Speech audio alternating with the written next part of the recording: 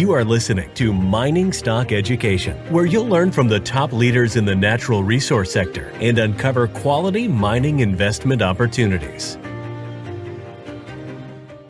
You know, right now the money is flowing pretty freely into the sector, and I think even if you think you might have missed the run up from mid-March to now, you haven't missed the run up, because it's probably just getting started and is going to last. I mean, I don't know how long it'll last, but I'm expecting at least 12 to 24 months of a good move here.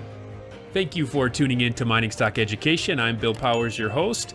I'm back with Dave Kranzler of InvestmentResearchDynamics.com for today's episode. Dave, if you're not already aware, is the editor of the Mining Stock Journal and the co-producer of the Mining Stock Daily podcast.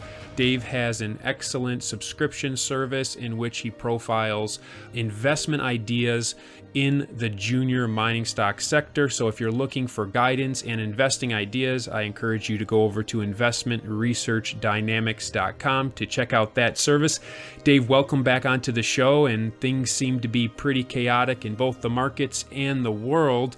So as mining speculators, as we see what's going on and how the mining sector has been affected by the COVID-19 crisis worldwide, are there any key risks that mining speculators should be aware of at the time being? Sure. First of all, thanks for having me back on, Bill. It's always a pleasure. Your show is awesome, and you do a great job educating people and exposing people to the junior exploration sector. I mean, in terms of risks, I mean, there's always going to be just general market risk and general market volatility, especially in this sector, because of, you know, what is now widely acknowledged as official attempts to intervene in the price discovery process for gold and silver. You know, the primary reason being it is as a mechanism to support the U.S. dollar as a reserve currency and as a fiat currency. So you're going to have general market risk. I guess in that regard, when you're looking at the sector, you need to decide if you think the price of gold and silver are going to move higher from here over, you know, the longer term. And when I say that, I'm talking about the next 12 to 18 months. And it's my opinion that we're in a longer term bull move here, maybe similar to 2008, 2011. And I mean, it could be longer. And I think when you evaluate what's going on in terms of fiat currency depreciation and devaluation from all the money printing, especially from the Fed, I think that removes a big portion of the downside risk to the sector. So, but you know, at the base level, the price of gold and silver is what's going to drive the price of the mining shares. In terms of, so that would just be kind of general market risk. I guess with juniors, and to some extent applies to senior producers, there's always going to be jurisdictional / political risk. I gave a presentation a few weeks ago before a webinar for pure gold mining.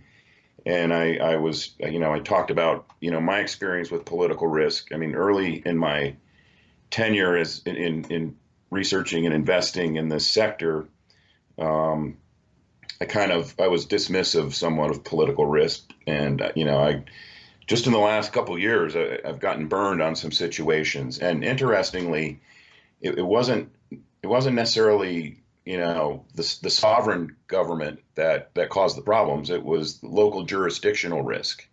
And that's one thing you got to really be aware of, especially if you're, I mean, you got to be aware of it in every country. I mean, even the United States, I mean, different states have different philosophies with regard to mining activities.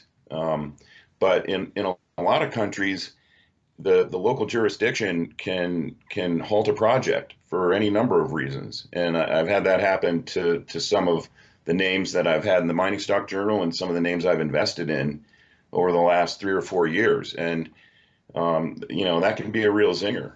You know, probably the poster child example is the Tahoe Resources Escobal project in Guatemala.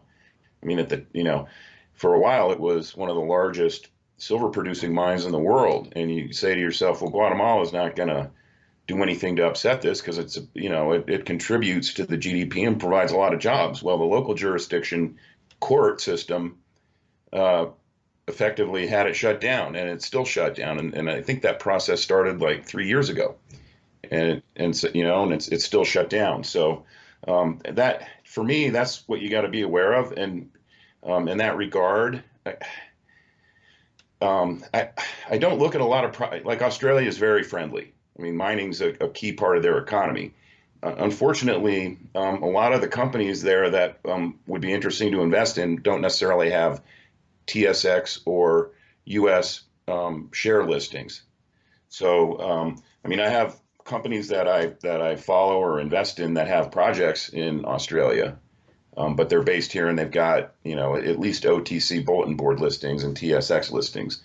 So, I mean, I'll look at a project anywhere in the world if I think that the potential upside return outweighs the risk.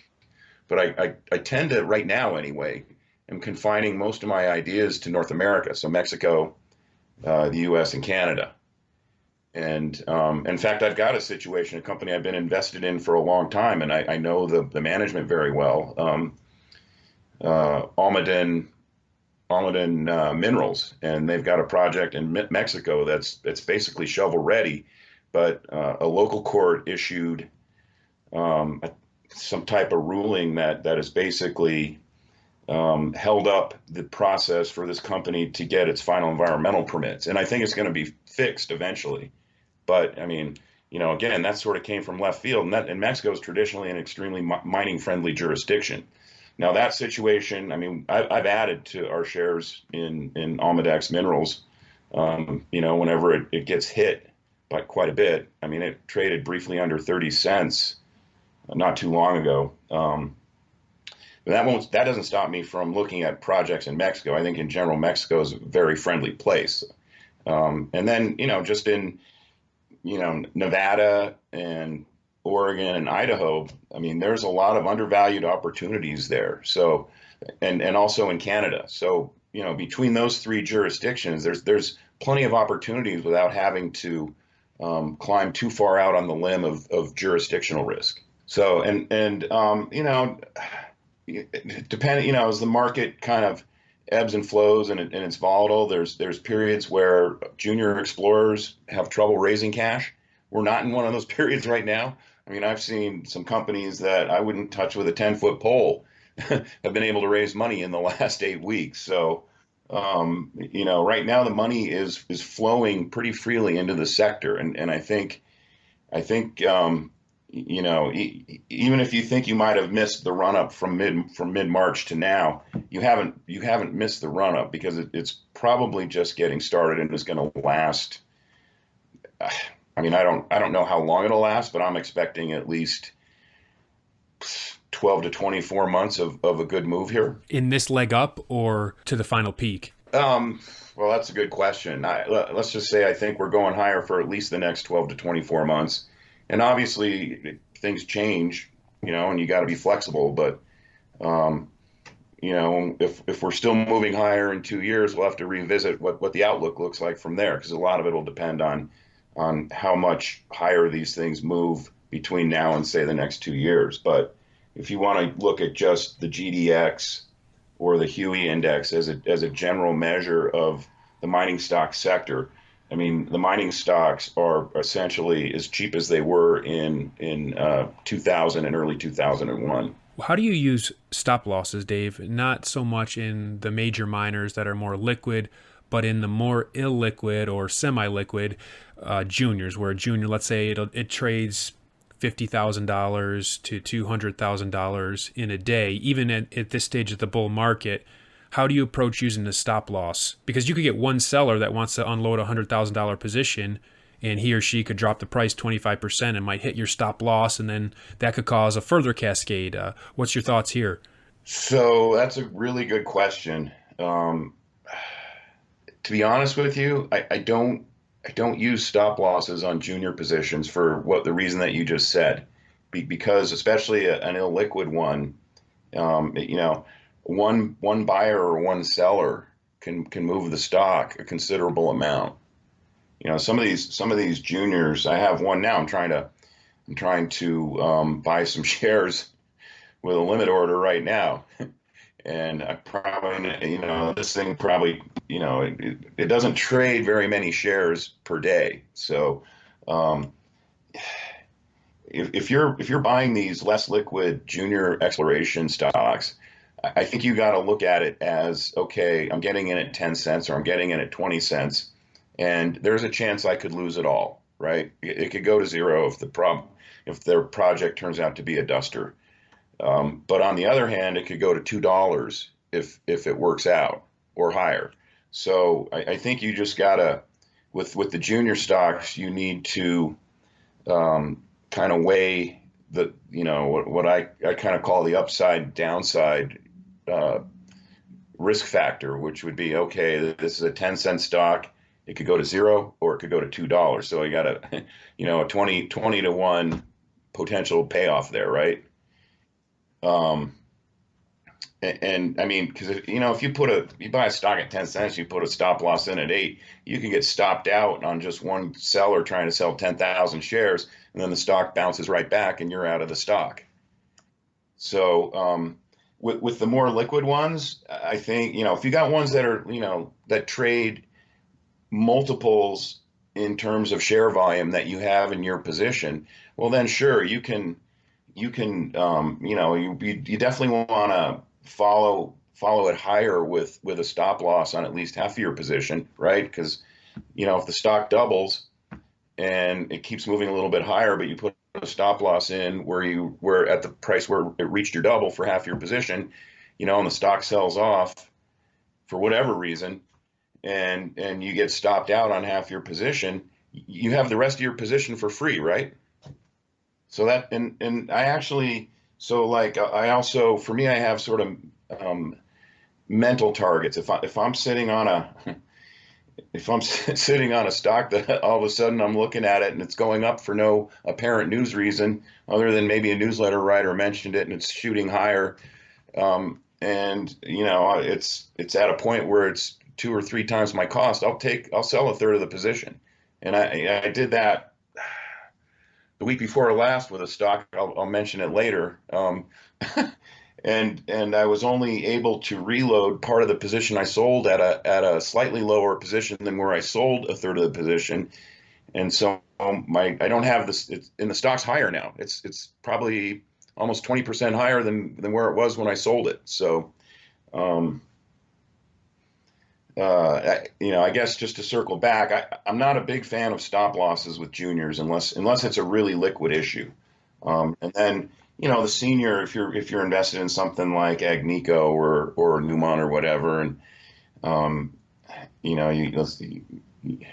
you probably want to follow that higher with a stop loss. And if you want to try and take advantage of market volatility, and you know that you'll be in front of your screen if you get stopped out and you can reload it. But I mean, at this point where we are in the sector, I would just say, put cash to work in the names that you think that you like and you think are going to move a lot higher, and let it ride. We're in a bull market here, and there's no reason to mess around trying to get cute trading this stuff. But save plenty of cash for those days when there's downside volatility and your stock gets hit pretty hard for no reason other than just market volatility, and then you add to your position. As this resource bull market continues to ramp up and the gold stock sector continues to draw more attention, there's going to be more IPOs, initial public offerings, or RTOs, reverse takeovers, where a group takes over a shell in order to go public. When you're looking at this, there could be good management teams with good projects that have some viability to create shareholder value, but there's also going to be a lot of scamsters or people that don't have shareholders' best interests in mind doing this. So what are you looking out for, both on the positive front and also red flags? So when I'm evaluating a junior exploration project, I kind of have a 5 or 6 criterion that I like to look at. And I mean, the stock doesn't have to meet all 5 or 6. It certainly has to, for me, it has to pass the smell test on at least 3 or 4 of them. The first thing I look at is who's involved. What's management, right? Who is management? What's their track record? And then I want to look at what I call the DNA of their property, right? Where's the property located? Is it in an area where there's current mines that are operating, right? Because you're always going to have metallurgy risk, and if they're exploring in a property that has geology that's similar to mines that are already in operation, it's probably going to have amenable metallurgy. I also want to see that management has a meaningful amount of skin in the game. Ideally insiders own 20 to 30%, but that's for that, in that situation, that's not a game stopper if they don't. I have plenty of stocks that I've invested in or that I've recommended in the Mining Stock Journal where management owns less than 5%. But the other factors might outweigh that. It's in a great jurisdiction. They've got, ideally I want to see assay results and drill results to see if the property in fact does at least have mineralization, and where, is the source of mineralization similar to the source that mineralized the mines that are in operation, that type of thing. And then, as we mentioned earlier, I want to look at the actual jurisdiction. I mean, one place that I won't invest in is California. And I've been told by people who have tried to develop properties there that the environmental opposition to mining makes it very hard to get a mine permitted there. Now, that doesn't mean it doesn't happen, and that doesn't mean there's not a lot of great projects in California. But just across the border in Nevada, there's a lot of great projects, and Nevada, does what it can to encourage mining activity. So, and that's not to say there aren't environmental risks in Nevada. Also, there's always things that can slow down the progress of the development of a mine that has potential to advance to construction. And so that's kind of what I look at. And, if it passes the smell test on most of those points, I also want to say that, I also want to see at least a year's worth of exploration cash on the balance sheet. Now that's not always the case.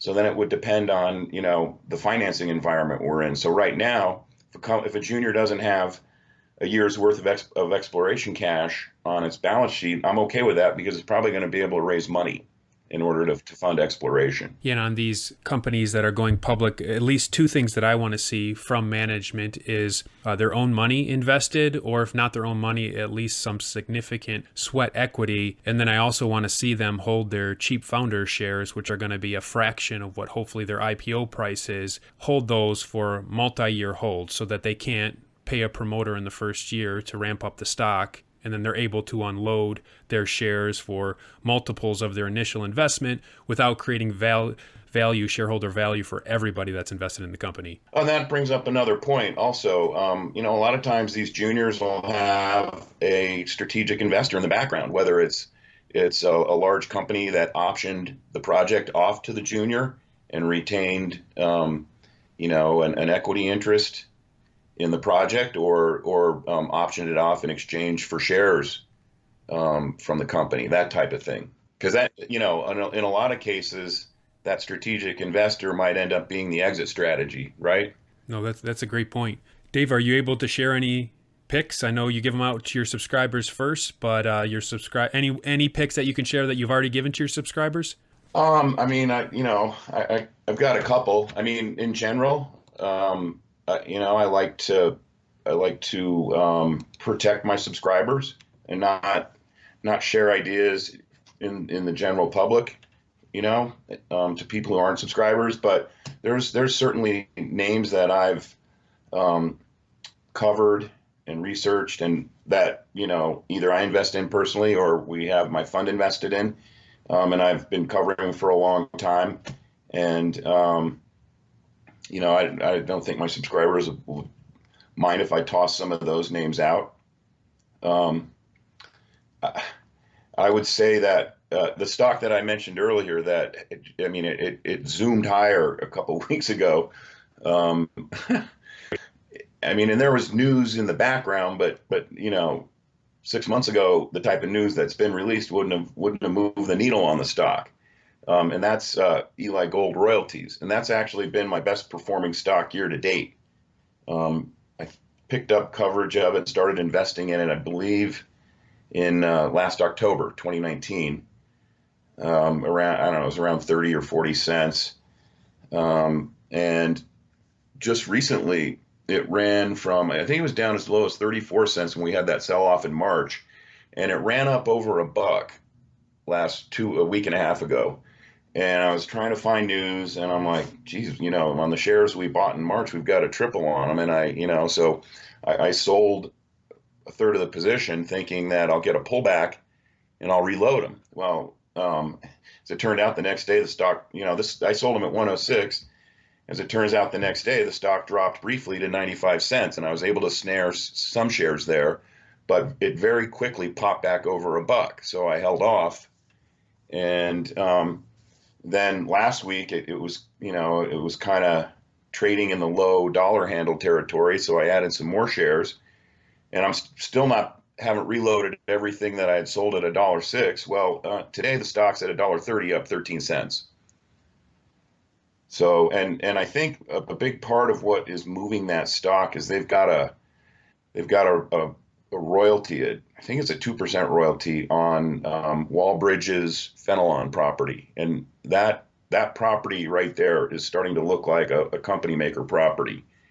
And in fact, I just updated Wallbridge from a fundamental standpoint in my last mining stock journal, and the merger with Balmoral closed last week, and they think that one of their target zones that has extremely high grade gold mineralization extends onto the property that they gained through the merger. So, this thing has tremendous upside. The property itself, Wallbridge stock, and also the royalty that Eli has in and of itself could be a company maker.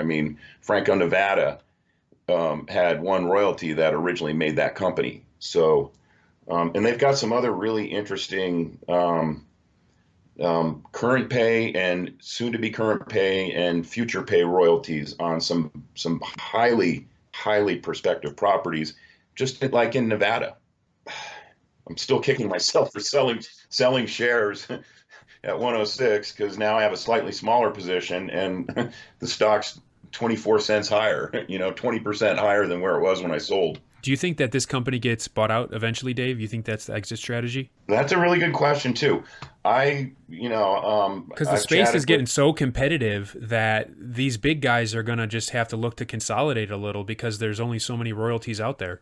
I need to sharpen my pencil on the ownership structure of it. Eric Sprott has a pretty big position in Eli. I've chatted about that in the past with the CEO Trey Wasser, and I think he wants to hold on to this thing until it achieves what he sees as the potential value for this thing, and that, I think you got to wait till at least see what the Fenelon royalty means for this company, because obviously if they get a takeover offer tomorrow and it's significantly above the current share price, they have to take it to the shareholders. And if the shareholders vote in favor of the takeover, the insiders don't have a choice, right? But this thing could be worth 4 or 5 times where it's trading right now. And I remember when it was 7 cents, Dave. I do too. And I was like, I took a quick look at it back then, and I passed on it. Fortunately, I reopened my mind on it when it was still, around 30 cents. So, and that's actually another risk that you have with these juniors, and that is you could own a junior stock, say at 50 cents, and you're convinced, and management's convinced the stock's worth $5. All right, someone comes along and offers to take it over for $1, and you have to take that offer to the shareholders, and you could end up selling out to this company. Now, you could, if it's a share for share, you can hold on to the shares in the acquiring company, but they're not going to perform the way that the company that you have that's being acquired might have performed. You know what I mean, on a standalone basis. So what happens is you can have a lot of potential upside removed from takeover risk. I think usually when the bigger guy swallows up the little guy too, the upside risk that you're left with if you get the bigger guy's shares is what part of the cycle are we in? Because I've seen it where Agnico Eagle or another one will buy a smaller company and then they double from there because of just where we're at in the gold cycle. Sure, and I like what Great Bear has done to somewhat mitigate the loss of upside potential from takeover, and that is for existing shareholders. And I covered this extensively in my mining stock journal. I finally warmed up to Great Bear when it was at $3.25, and that was last summer, and now it's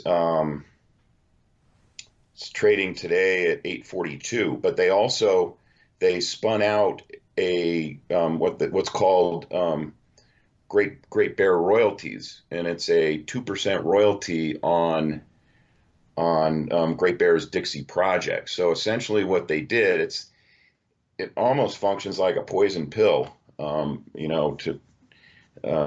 for insiders. But existing shareholders got distributed shares in Great Bear royalty, and it doesn't trade publicly yet. But if the Dixie project is what we think it could be, the royalty shares alone could be worth, I don't know, $3, $4, or $5, maybe more, who knows? So, if you missed out on that opportunity, you're going to have to wait until the company eventually lists the stock in order to buy into it. But that royalty, the shares in Great Bear royalty have preserved some of the upside of the Dixie project for insiders and shareholders. And insiders own a boatload of Great Bear in the event that there's a takeover that they have to take to the shareholders and it gets approved. And I think they've done a great job at maximizing the potential of the project and then monetizing the potential and communicating that to the market, because they're not going after a resource, they're going after high grade hits to show the potential of the mineralization. And then again, with the spin out, the potential of future income from what we're doing here. And I think that the share price has responded accordingly. Yes. Yeah. Oh, this could be a monster project. On the other hand, you never know. I mean, it may not pan out. I mean, there's always that risk, but it certainly looks and smells and feels like this could be a blockbuster property eventually. But are there any other potential companies you'd like to talk about? I'll tell you what, this is a company that I've covered for a while. I've had table pounding buys on it in several recent issues of Mining Stock Journal.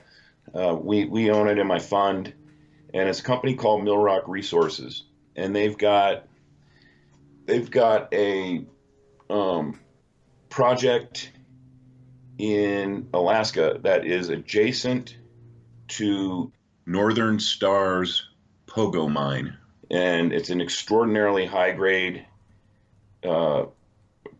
resource at Pogo, and these guys Millrock has land essentially surrounding it, surrounding the Pogo project, and they're just now in the process of starting to drill out some of their most prospective drill targets.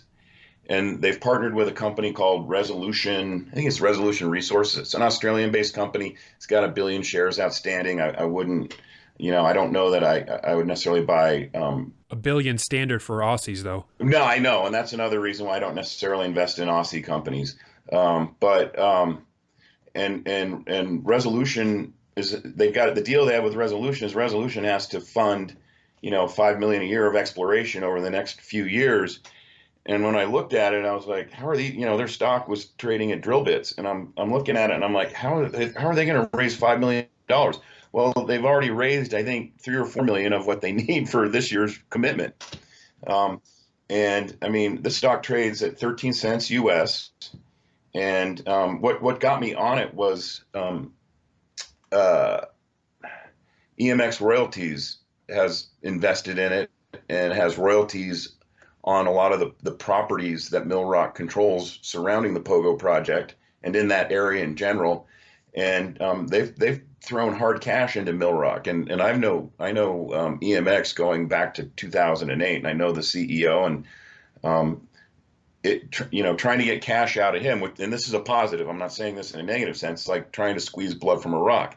He's like very spendthrift when it comes to throwing around money, which is great in my opinion.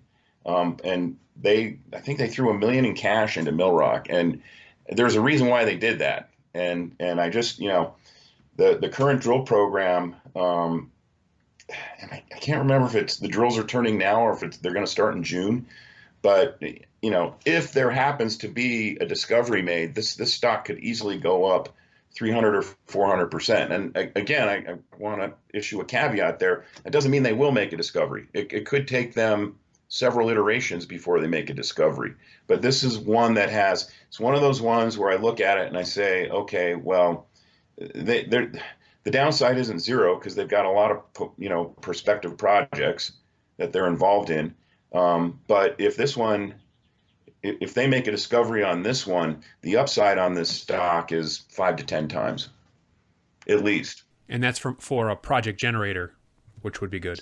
Yes. Because you don't always get that. If one project hits, you're not going to necessarily see a 5 to 10 bagger. Oh no, this one they will. I can't remember I have to look at my notes again, and I can't remember what percentage of this they have, but it's a big percentage of the property. In a good jurisdiction, Alaska. Great jurisdiction, yeah. All right. Well, thank you for sharing those picks, Dave. If you want more of Dave's picks before the general public hears it on a show like this, go over to investmentresearchdynamics.com for information about the Mining Stock Journal. Dave, as always, I appreciate your insights, and thanks for coming on today's show. Thanks again for having me on, Bill. I enjoyed it, as usual.